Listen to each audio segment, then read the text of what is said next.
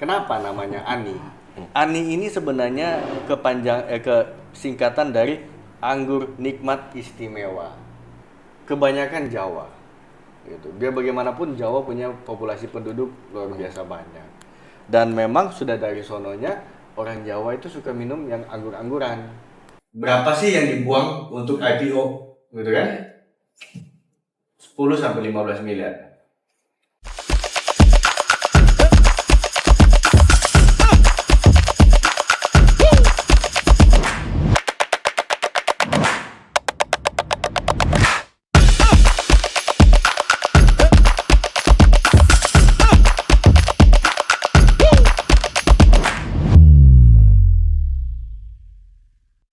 Halo sahabat M People dimanapun berada, saat ini kita kedatangan tamu spesial di Grapena Manado Pos, Bapak Audi Charles Like, Direktur Utama PT Jobubu Jarum Minahasa Tbk. Kalau orang Manado kenal ini Pak ACL ya. Oh, ACL. Ya. Saat ini terima kasih atas kedatangan di Grapena Manado Pos. Mungkin kalau banyak yang belum tahu apa itu PT Jobubu Jarum Minahasa, itu yang memproduksi produk minuman berkelas di kota Manado, Sulawesi Utara. Ada produk Capticus, ada juga Daebak, Spark, dan Soju. Dan yang terbaru tentunya Ani,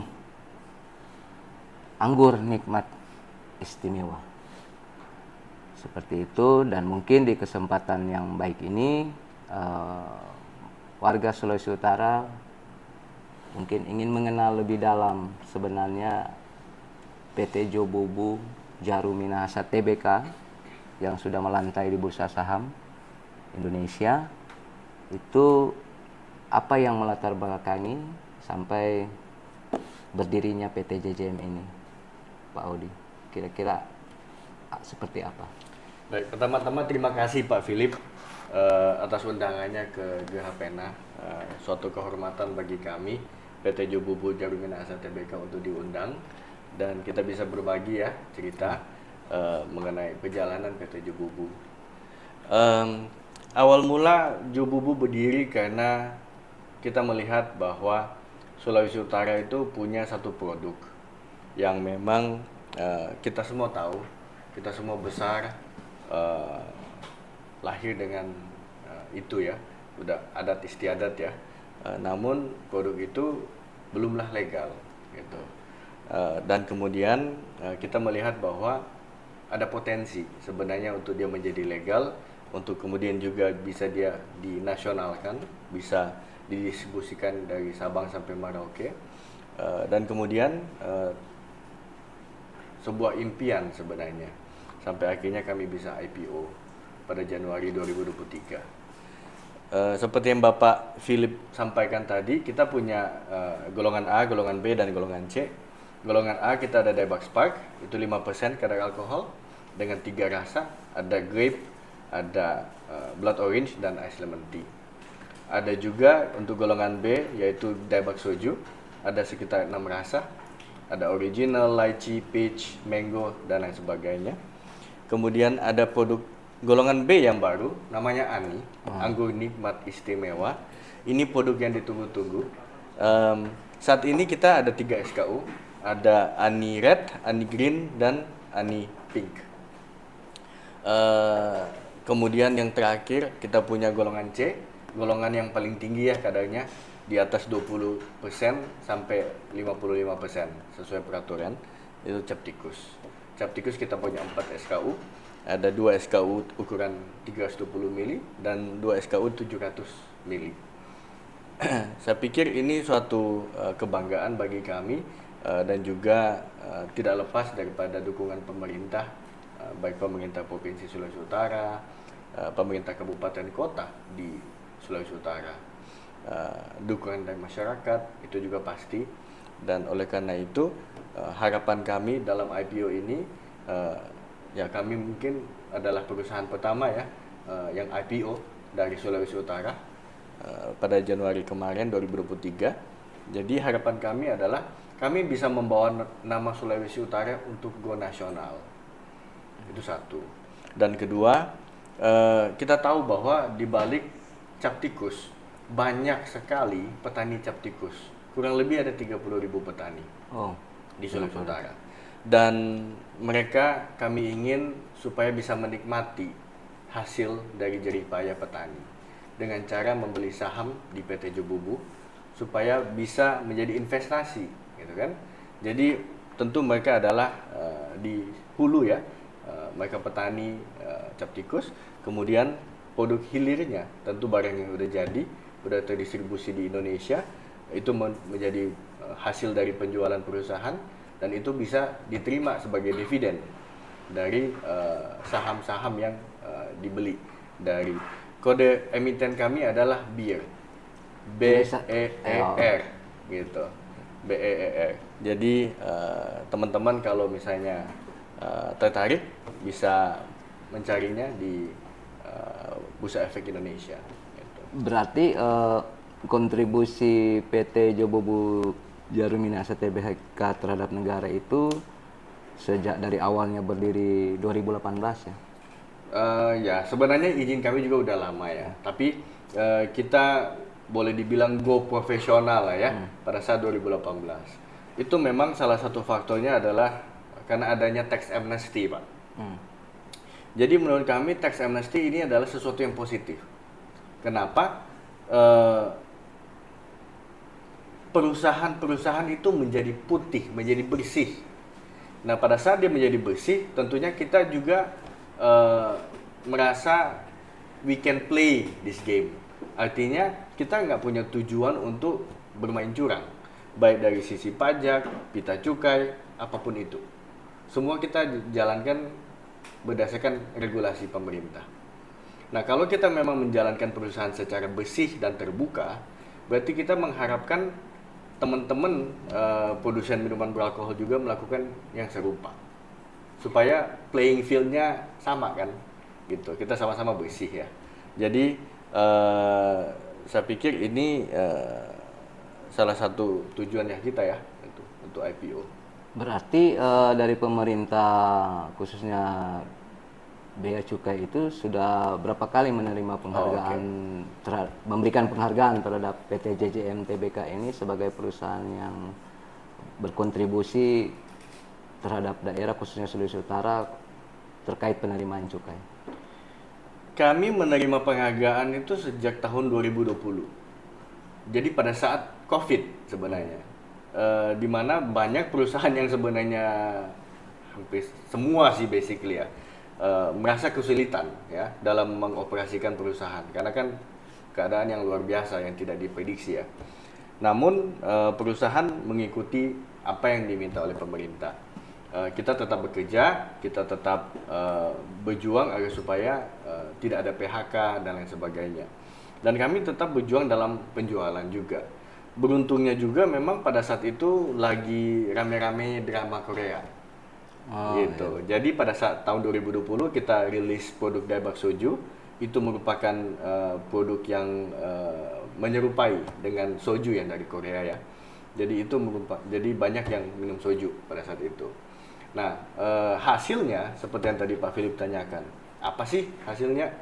Hasilnya kita mendapat penghargaan dari Direktorat Bea dan Cukai, baik dari provinsi yaitu Sulbaktara ya, DJBC Sulbaktara, berarti mencakupi Maluku Utara, Sulawesi Utara, Gorontalo, Sulawesi Tengah. Ya. Untuk 4 provinsi tersebut kami merupakan penyumbang negara terbesar untuk pembelian pita cukai, berarti penerimaan negara terbesar. Nah, itu berturut-turut 2020 sampai 2023 ya, karena ini 2024 belum berakhir ya, gitu. Tapi pada dasarnya setiap tahun pasti kita menjaga komitmen kita. Hasil penjualan boleh dibilang setiap tahun meningkat ya, pasti meningkat.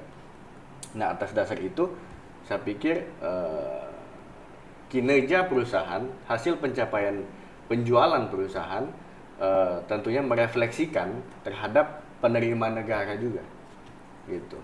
Jadi pasti akan naik dan tercapai target gitu. Saya harap itu akan berjalan terus-menerus ya Pak ya.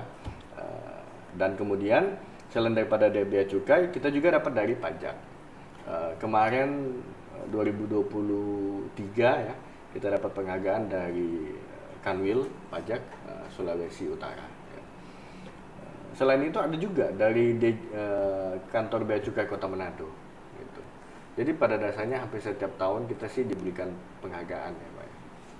Berarti kalau kontribusi perusahaan terhadap negara jika dikonversikan dengan rupiah dan tenaga kerja itu, Ya. seperti apa kira-kira yang menjadi bagian daripada sumbangsi pertumbuhan ekonomi daripada PT JJM Tbk terhadap Sulawesi Utara? Kalau mau dinilai dalam rupiah, hampir setiap tahun secara merata ya, kurang lebih sekitar 20 miliar untuk pita cukai saja. Itu jadi kalau misalnya 5 tahun ya mungkin 100 miliar ya. Dan itu masih di luar dari pajak dan lain sebagainya. Jadi itu purely hanya dari pita cukai. Gitu. Kalau sisi tenaga kerjanya untuk 15 kabupaten kota atau sampai di nasional seperti apa yang melibatkan semua stakeholder yang berada di bawah bendera PT JJM? Oke. Kalau tenaga kerja saat ini kita ada sekitar 200 tenaga kerja. Kalau di Sulut sendiri ada di Minsel, ada di Manado. Kalau di Indonesia kita itu tersebar di 33 provinsi. Kenapa nggak 38? Karena provinsi yang mempunyai peraturan daerah melarang distribusi penjualan minuman beralkohol, tentunya kita nggak penetrasi.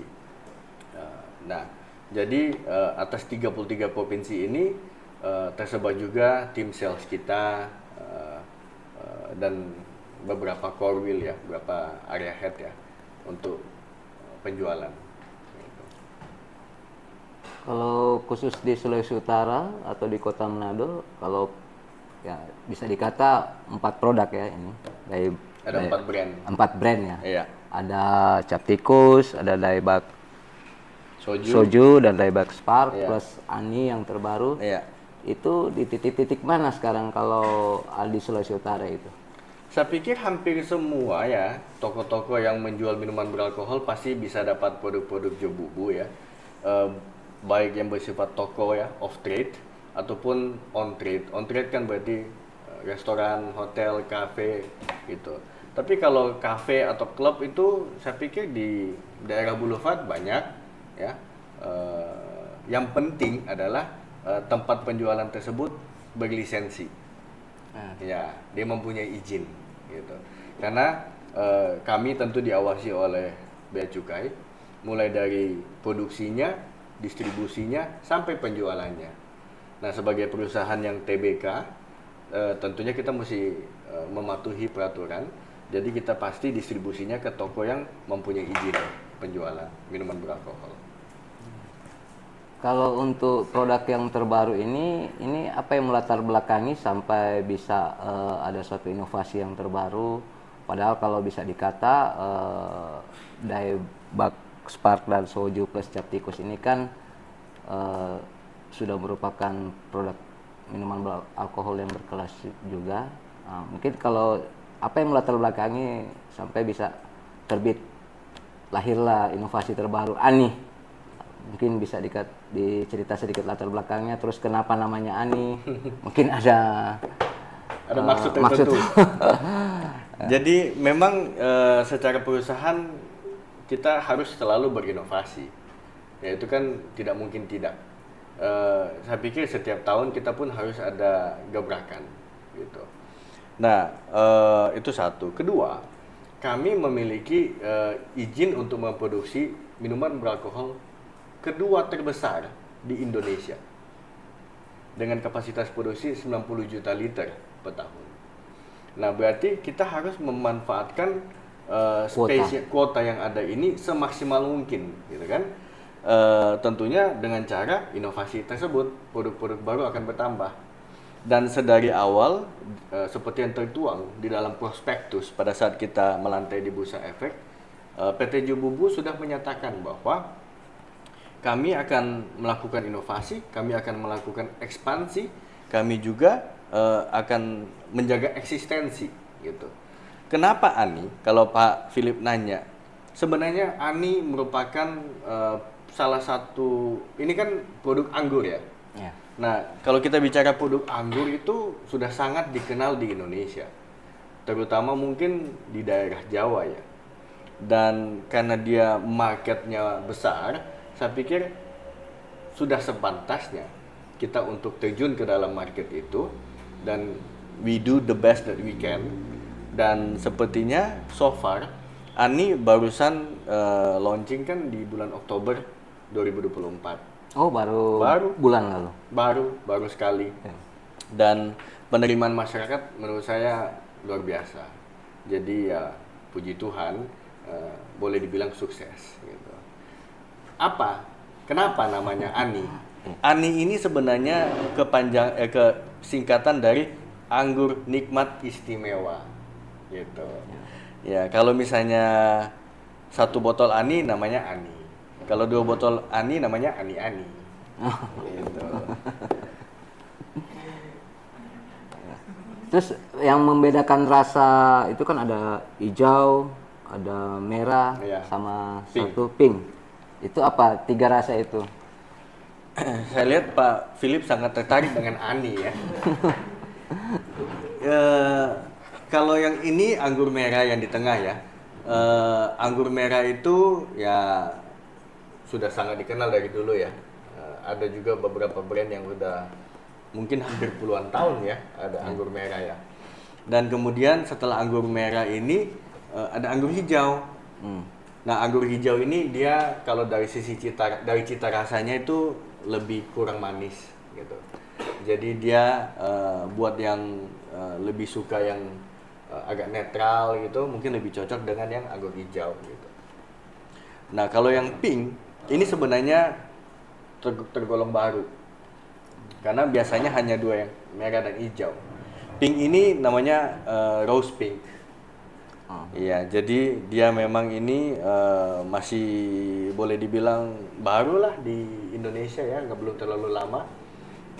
Ini mungkin lebih condong, mau dibilang lebih condong wanita yang suka sih tidak juga, karena tergantung masing-masing pribadi. Ada yang suka merah, ya mereka pasti akan pilih merah. Ada yang suka yang pink gitu kan. Jadi nanti mungkin setelah ini Pak Philip boleh coba dulu lalu tentukan yang mana Pak Philip suka. Katanya ada teknologi AI di Oh iya. kemasan. Jadi Bisa dijelaskan seperti apa kira-kira Bisa. teknologi, karena ternyata produk PT JJM ini juga sudah kekinian menggunakan artificial intelligence. iya. Mungkin di kemasan seperti apa ya, mungkin bisa dijelaskan. Oke. Mungkin bagi people yang penasaran bisa akan dijelaskan oleh. Oke. Saya mungkin sebelum ke situ saya mau jelaskan ada satu hal yang menarik. Ani ini mentargetkan siapa sih gitu kan? Pada dasarnya kita melihat bahwa secara demografik Gen Z banyak ya.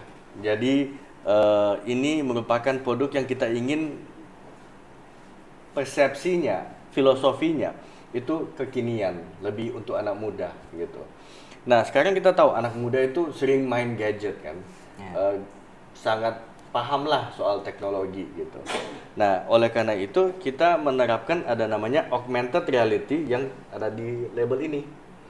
Dia berbasis browser, jadi pada saat kita scan pakai handphone gitu, dia langsung keluar browser. Jadi tinggal diklik, dia akan keluar, ada video. Tapi yang menarik adalah video tersebut itu adalah artificial intelligence gitu. Akan ada seseorang yang muncul dan dia akan bicara gitu. Dia akan mempromosikan mengenai Ani gitu.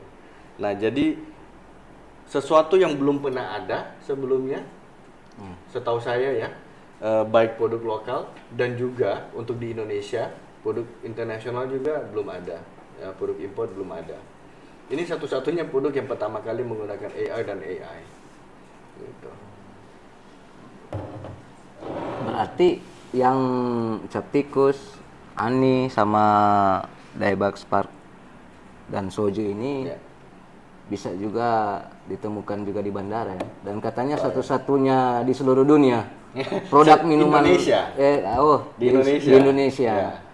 Satu-satunya produk minuman beralkohol yang ada di bandara se-Indonesia. Iya, Atau jadi seperti apa? sepengetahuan kami di Indonesia, di airport yang bisa ada lounge dan kemudian disajikan minuman beralkohol dan di situ juga bisa ada koktail ya, hanya ada di airport Samratulangi Manado. Memang ini adalah yang pertama di Indonesia dan tentunya latar belakang kami juga mengadakan outlet Capticus Lounge di airport karena kami ingin mendukung pemerintah. Gitu. Karena kan pada saat itu dibangun terminal baru dan kami rasa kami ingin berpartisipasi. Itu adalah pintu masuk ke Sulawesi Utara. Dan orang kalau datang ke Manado ya, Sulawesi Utara, mereka akan bilang, kita sodenga gitu Capticus. Mau cari di mana ini Capticus? Gitu kan? Nah, daripada susah-susah di airport ada gitu kan. Atau enggak pada saat mereka mau pulang kembali ke daerah asal gitu. Mau ada oleh-oleh buah tangan, mereka bisa beli di airport dengan mudah gitu. Dan apalagi kan dia lengkap, kita cukai semuanya. Jadi tidak masalah untuk dibawa ke naik pesawat. Jadi dengan kalau yang Capticus yang kopi itu yang paling terbaru kalau jadi Capticus. Oh, kalau Capticus kopi dan original sebenarnya dia udah ada semenjak 2018-2019 itu udah ada. Kita akan ada inovasi dari produk Capticus ini. Tapi memang kita juga nggak mau menghilangkan atau menghapus kedaerahannya. Dia harus ada vintage aslinya, bahwa ini adalah produk kearifan lokal. Kita mau orang saat melihat Capticus, dia merasa ini barang langka gitu loh. Misalnya dia bisa dapat di Amerika atau di China atau di Eropa. Karena memang tujuan kita yang pertama untuk ekspor adalah Capticus. Gitu. Jadi selain Capticus sudah melantai di Bursa Efek Indonesia, Capticus pun akan hadir di berbagai negara di dunia. Gitu. Itu untuk planning 2025. Planning 2025. Sebenarnya di 2024 ini sudah berjalan, tapi masih di negara Asia, belum ke Amerika atau Eropa. Saya pikir kalau di 2025 tentunya bisa lebih banyak ya, lebih bisa menyebar. Gitu. Jadi untuk produk-produk yang akan ditonjolkan untuk inovasi di tahun depan selain Ani ini Capticus atau ada lain lagi? Oh, ada lain lagi. Oh, Jadi tahun depan kita udah punya rencana untuk adanya brand lagi yang baru. Memang kita juga nggak akan terlalu banyak memiliki brand gitu, karena untuk membangun suatu brand butuh banyak effort selain daripada dana, waktu dan lain sebagainya ya, banyak resources. Jadi mungkin we try to keep it simple, not too many, not too little. Tapi di 2025 tujuan kita adalah gini. Kita sebagai perusahaan memiliki izin kapasitas produksi yang besar. 90 juta liter per tahun. Kita sebagai perusahaan punya golongan A, golongan B, dan golongan C. Berarti ini full spectrum. Apa arti full spectrum? Berarti dari 1% alkohol sampai 55% alkohol kita bisa produksi. Kalau kita lihat perusahaan lain yang udah IPO, itu kan hanya memproduksi golongan A. Berarti hanya 5% kadar alkohol. Dia nggak bisa memproduksi di atas dari itu mungkin ya. Jadi semua kita tahu lah merek-mereknya. Spesifik ke golongan A gitu. Dan kita adalah perusahaan yang ketiga di Indonesia sebenarnya minuman beralkohol yang masuk ke Bursa Efek. Yang pertama dan kedua itu udah ada semenjak zaman dahulu. Jadi setelah puluhan tahun Indonesia merdeka, akhirnya ada yang ketiga yaitu PT Jobobu yang masuk ke Bursa Efek Indonesia. Dan yang ketiga ini dia full spectrum. Beda dengan yang pertama dan kedua. Dia lebih kadar alkoholnya bisa sampai tinggi begitu. Dan satu yang spesial dari PT Jobobu pada saat kita IPO, kita IPO dengan PT Jobobo Jarum Minahasa Tbk. Lisensi memproduksi adalah jantung dari perusahaan. Ya. Berarti kapasitas kuota itu kan kalau kita perbandingkan dengan industri pertambangan misalnya. Bagaimana kita melihat suatu perusahaan pertambangan itu bisa besar atau mungkin skala kecil? Karena tergantung resources yang ada di tanah, ya kan? Apakah berapa banyak volume batu baranya, ya, atau berapa banyak kandungan nikelnya? Itu kan ada limitation. Nah, itu juga sama dengan minuman beralkohol. Walaupun kita memang setiap tahun kita pasti 90, 90, 90 kan. Jadi tidak sampai berakhir gitu. Jadi dia setiap tahun adalah 90. Nah, tentunya ini apa namanya? Kita harus berinovasi lah untuk supaya 90 juta liter itu terpenuhi. Gitu. Berarti untuk tahun 2025 ke depannya nanti masih akan ada produk-produk yang akan dikeluarkan oleh PT JJM untuk bagaimana mensiasati 90 juta liter ini supaya tercukupi kuotanya. Iya, memang udah dari tujuannya sih. Jadi memang kita pastikan haruslah menambahkan produk yang ada ya. Dan sebenarnya menariknya gini Pak Philip, karena setiap produk itu mempunyai segmen tersendiri, gitu kan. Jadi kalau misalnya Daebak Spark, dia sasarannya kemana sih? Gitu. Mungkin lebih ke beach club, suasana pantai gitu kan. Tapi kalau misalnya Daebak Soju kemana sih sasarannya? Oh dia bisa ke kafe, dia bisa dinikmati di rumah, bisa bersama teman, bisa di restoran sambil barbecue. Kemudian kalau cap tikus, nah itu untuk apa aja bisa lah ya kalau di Sulawesi Utara. Kemudian kalau Ani, ya kurang lebih juga mirip dengan Daebak Soju. Dia bisa di kafe dan lain sebagainya. Jadi umur-umurnya pun yang lebih muda suka yang ini, perempuan lebih suka yang itu. Makanya kita harus punya banyak varian supaya market share-nya juga kita bisa akomodir. Gitu. Kalau antara bertiga ini cap tikus, Daebak Spark sama Soju ini mana yang hits? Mana penjualan paling Itu- tinggi? Yes. Saat ini masih Daebak Soju. Saat ini. Karena memang secara distribusinya dia merata se-Indonesia. Dan orang Sumatera dia bisa minum soju. Orang Papua bisa minum. Orang Jawa, orang Bali bisa minum. Kalau misalnya yang Spark mungkin lebih ke Bali gitu kan. Nah kalau misalnya cap tikus Indonesia Timur. Nah oleh karena pemerataan yang lebih luas dari Daebak Soju makanya tentunya volume dari Daebak Soju paling besar. Kalau Ani segmentasinya, marketnya mau lebih kemana? Kalau Ani ini boleh diprediksi dia itu akan melebihi dari Daebak Soju. Karena pada saat kita launching di Oktober ya, 2024 sudah kelihatan trajektorinya itu bagus. Nah, kalau mau bilang di mana kebanyakan Jawa gitu. Biar bagaimanapun Jawa punya populasi penduduk luar biasa banyak. Dan memang sudah dari sononya orang Jawa itu suka minum yang anggur-angguran gitu.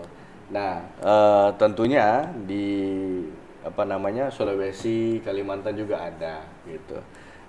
Tapi memang sudah dari sononya orang Jawa agak suka dengan anggur-angguran. Oke.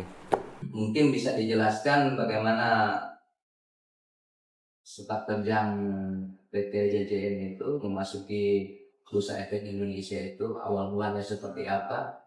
Kira-kira apa strategi sehingga bisa tembus di bursa efek Indonesia untuk PT JJM? Oke. Mungkin kalau saya bisa simpulkan apa strategi JJM dan yang kedua, kalau ingin berbagi cerita dengan teman-teman ya, bagaimana apa sih yang harus kita punya supaya bisa IPO gitu kan? Em, dari sisi JJM sendiri, kita tahu bahwa industri ini punya high barrier to entry. Jadi tidak gampang untuk seseorang menjadi produsen minuman beralkohol.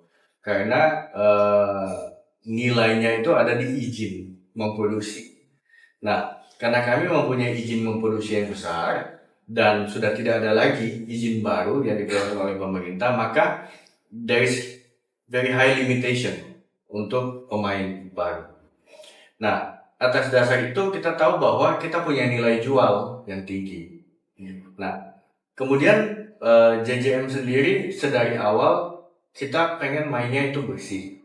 Kita tuh pengen supaya perusahaan ini dikelola profesional. Kita itu pengen supaya kita bisa memaksimalkan capital market yang ada gitu. Kita pengen supaya cara-cara yang mungkin tradisional kita go modern gitu. Nah, jadi timbullah pemikiran kita bisa IPO. Seperti yang tadi saya sampaikan, sebenarnya ada momentum juga tax amnesty ya. Nah, dalam IPO ini ada beberapa hal yang kita harus siapkan. Dan ini kalau ditanya kurun waktu mungkin 1-2 tahun lah persiapannya. Apa yang harus disiapkan? Tentunya perusahaan itu harus untung. Dia harus bisa membuktikan bahwa perusahaan ini menarik untuk orang investasi. Kan kalau rugi, siapa yang mau investasi? Nah, yang kedua, dari sisi persiapannya, kita mesti punya tim legal, kita juga mesti punya tim finance ya, audit dan lain sebagainya. Karena memang sebelum masuk ke bursa efek, kita itu harus di full audit gitu. Dan audit ini pun ada tenggang waktu.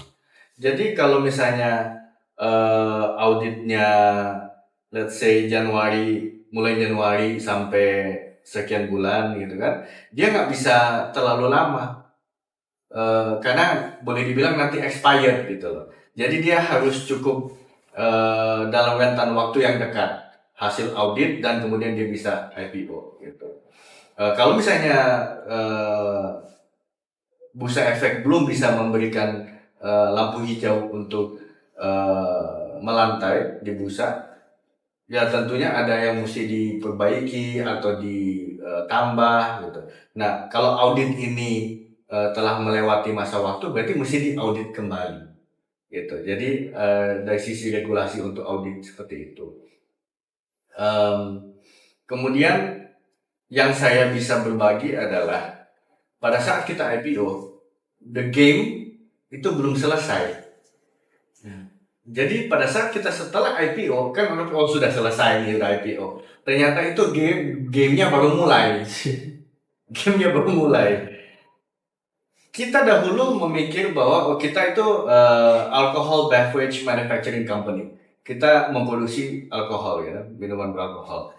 Jadi ya memproduksi, mendistribusi, penjualan, ya kan? Tapi pada saat IPO, menurut saya perusahaan itu menjadi dua. Satu sebagai manufacturing company, satu itu menjadi masuk ke capital market.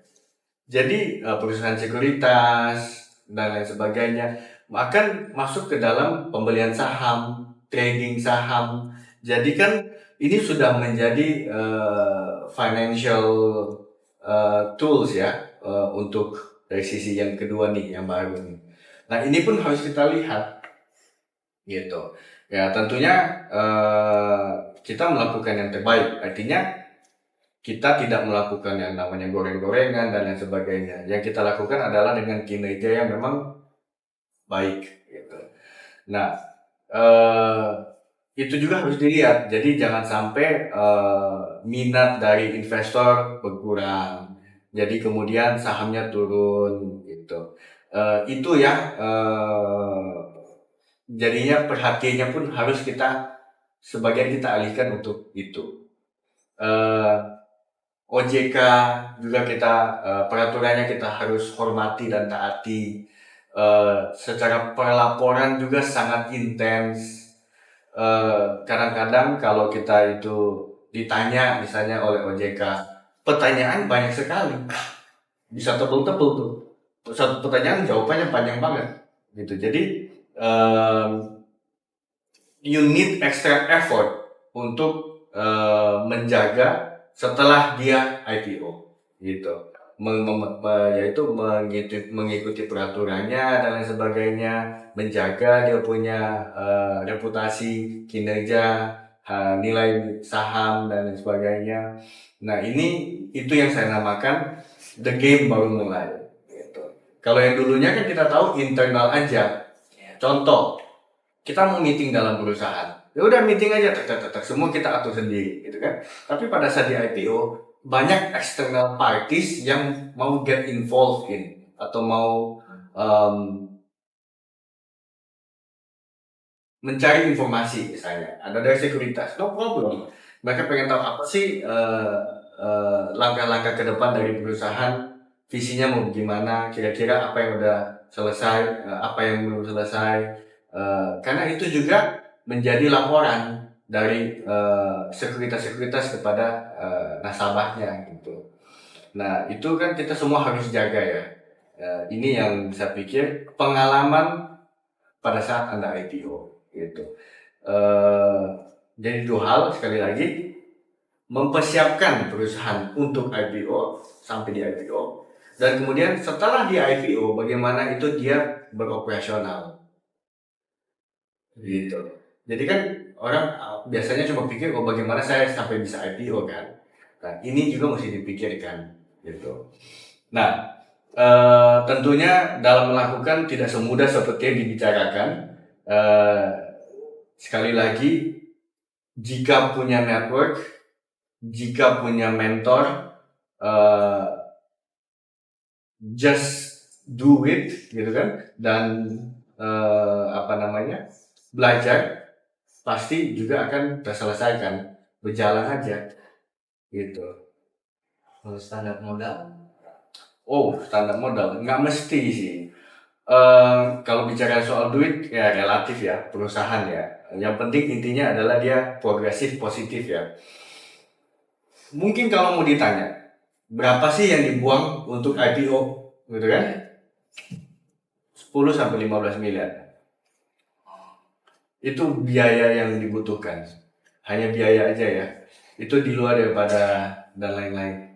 Gitu. Kenapa? Karena kita mesti ada, kemarin kita pakai namanya UOB Kay Hian. UOB Kay Hian itu sebenarnya berasal dari Bank UOB Singapura. Kay Hian itu adalah investmentnya ya. Jadi karena dia salah satu perusahaan yang sangat dihormati karena dia Singaporean company, jadi dia beroperasi juga di Indonesia. Jadi kredibilitasnya ada gitu. Karena kita juga perlu masyarakat perlu ketenangan. Masyarakat itu perlu jangan sampai dibohongi gitu kan. Nah, kalau misalnya kita menggunakan UPcation pilihan kita pada saat itu, ya berarti kita bukan main-main gitu. Jadi kadang-kadang tergantung daripada perusahaan apa yang kita pakai juga ya. Tapi kurang lebih seperti itu, 10-15 miliar. Ya, M-People, demikian jelas penjelasan daripada Pak Direktur Utama PT Jobobo Djarum Minahasa Tbk, bagaimana kontribusi perusahaan terhadap daerah, tenaga kerja, bea dan cukai, dan pajak, dan juga pertumbuhan ekonomi. Ya, ini bisa menjadi inspirasi bagi sahabat M-People dimanapun berada, supaya bisa menjadi seorang entrepreneurship yang berkelas nasional layaknya Pak Audi. Wah, mesti banyak belajar lah kami. Thank you, tapi terima kasih. Oke, terima kasih. Mudah-mudahan jangan bosan-bosan datang ke Grahapena untuk berbagi ilmu entrepreneur tadi yang sudah menginspirasi dan sudah memotivasi semua kaula muda yang ada di Sulawesi Utara, bahkan di Indonesia.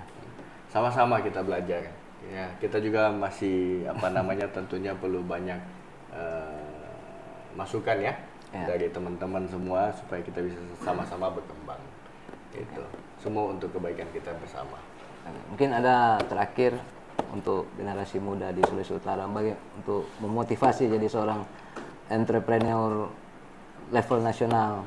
Karena biar bagaimanapun juga pertama di Sulawesi Utara itu masuk di Bursa Efek, dan tentunya menimbulkan inspirasi untuk banyak orang supaya bisa menjadi seorang entrepreneur yang berhasil.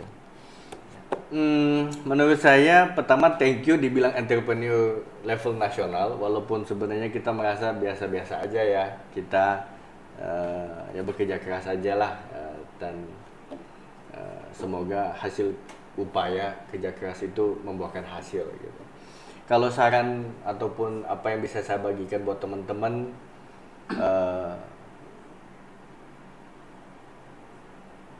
saya pikir begini, kalau masih muda jangan terlalu banyak berpikir dan ragu-ragu. Kalau misalnya Anda memiliki ide, jalankan aja. Mau gagal ya, it's okay, karena nggak mungkin juga langsung berhasil. Karena dari kejatuhan pasti ada pembelajaran.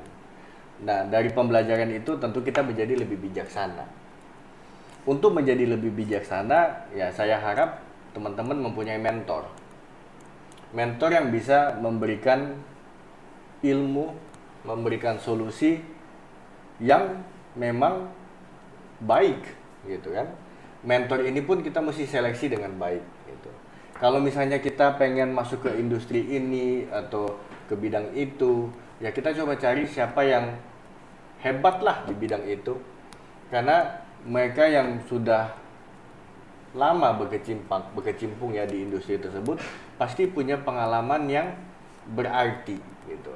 Karena kalau kita nggak mendapat pembelajaran atau ilmu dari mentor itu, kadang-kadang biaya pendidikan itu mahal. Biaya pendidikan itu mahal. Kalau kita sampai harus gagal, kita harus rugi, ya itu kan sayang sekali. Jadi untuk meminimalisir potensi untuk gagal sebenarnya itu. Dan yang terakhir, saya selalu senang kalau orang Manado itu bisa keluar dari Manado. Karena cara kerja untuk mereka yang ada di Jakarta itu harus kita pelajari. Kan berbeda ya, tantangannya pasti berbeda. Jadi kita pasti ada limit kalau hanya di Manado. Jadi beranikan diri untuk supaya bisa belajar dari keluar daerah begitu. Sampai ke internasional juga ya lebih bagus.